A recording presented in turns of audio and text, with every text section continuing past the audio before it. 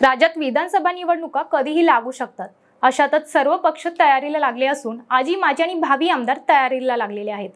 सातारा जिल्ह्यातील महत्त्वाचे विधानसभा मतदारसंघांपैकी एक म्हणजे जावली विधानसभा मतदारसंघ। या ठिकाणी भाजपचे शिवेंद्रसिंहराजे भोसले हे 3 टर्म आमदार आहेत।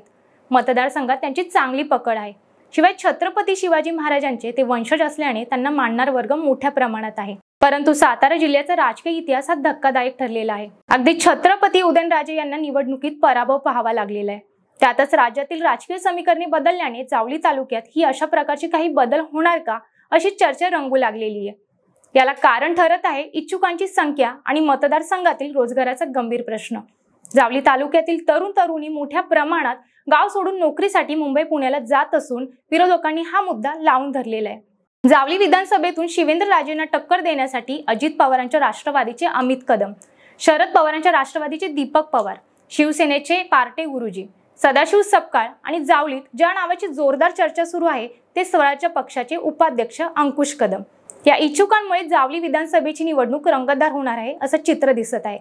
अजून जागा वाटप व उमेदवारांच्या घोषणा झाल्या नसल्या तरी इच्छुकांनी मात्र तयारीला सुरू केलेली आहे। त्यामुळे जावलीत शिवेंद्र महाराज पुन्हा निवडून येत बाजी मारणार की यावेळी पर्यटन, रोजगार व इतर मुद्द्यांच्या जोरावर जावलीला नवीन आमदार भेटणार हे पाहावं लागणार आहे।